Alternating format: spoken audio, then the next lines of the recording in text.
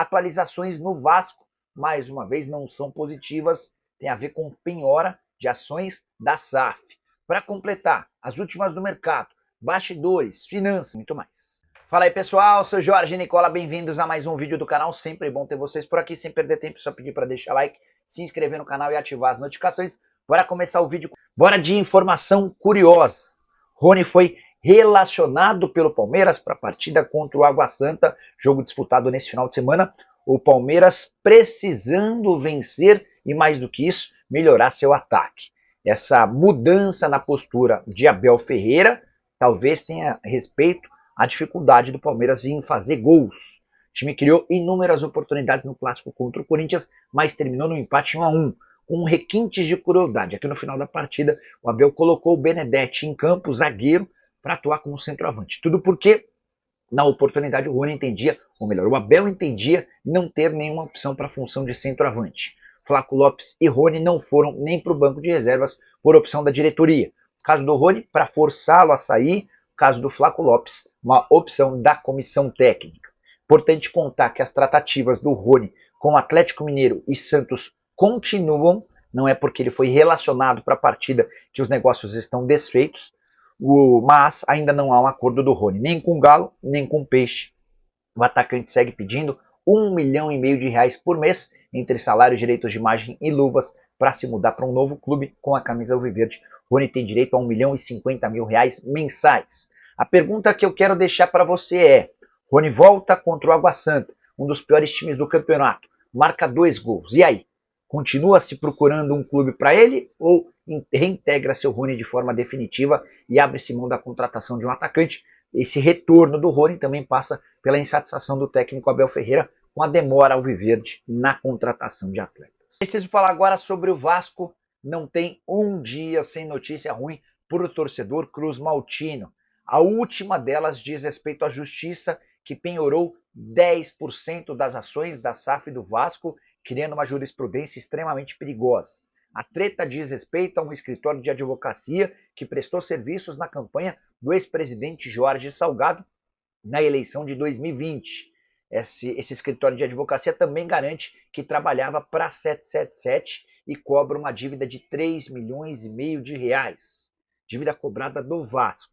O Vasco se defende alegando que inexiste qualquer identificação ou reconhecimento de firma no contrato que sustenta essa presente execução, não sendo razoável a cobrança acima de R$3 milhões em um contrato em condições precárias de validade. Apesar da justificativa do Vasco, a Justiça deu ganho de causa em primeira instância para esse escritório de advocacia pela cobrança de R$3,5 milhões, até por isso penhorou 10% das ações.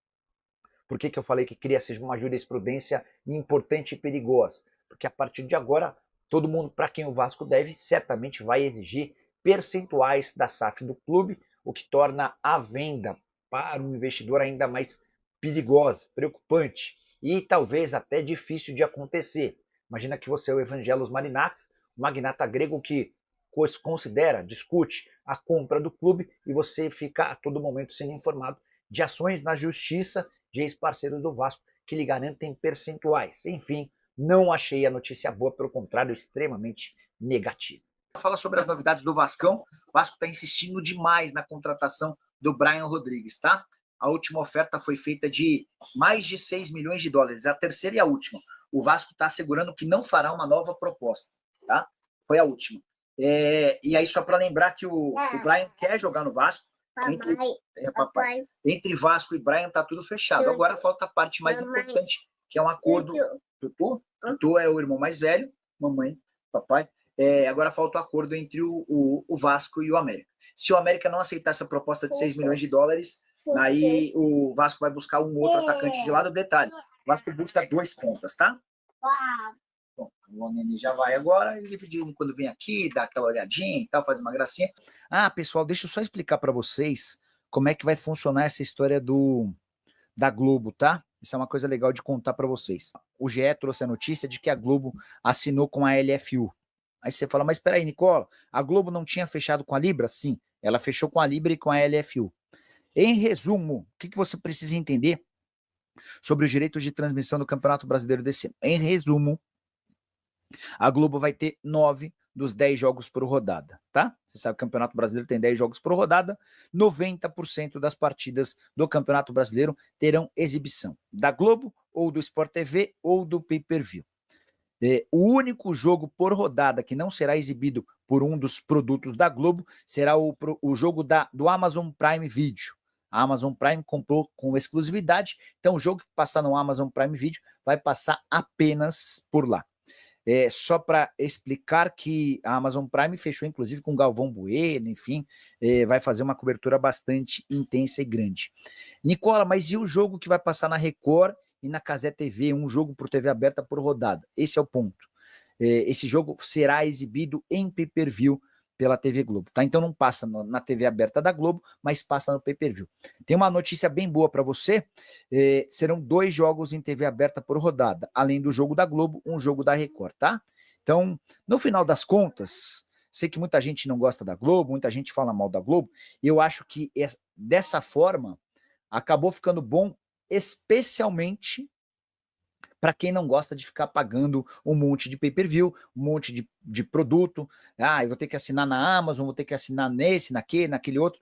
Você vai assistir ao Campeonato Brasileiro assinando o Premiere e, eventualmente, o Amazon Prime Video, tá bom? Marinacks na SAF do Vasco subiu no telhado? Subiu sim, Richardson. Bora explicar um pouquinho desse contexto, né?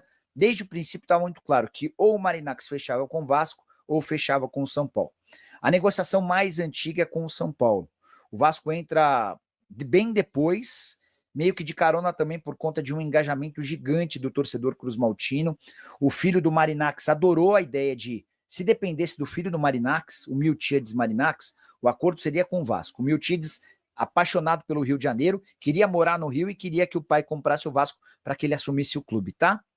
Mas o Evangelos Marinacks e o Edu Gaspar trabalham em outra frente. Eles entendem que o melhor negócio é esse com o São Paulo na base, sem assumir dívida nenhuma, sem responsabilidade de uma série de pendências.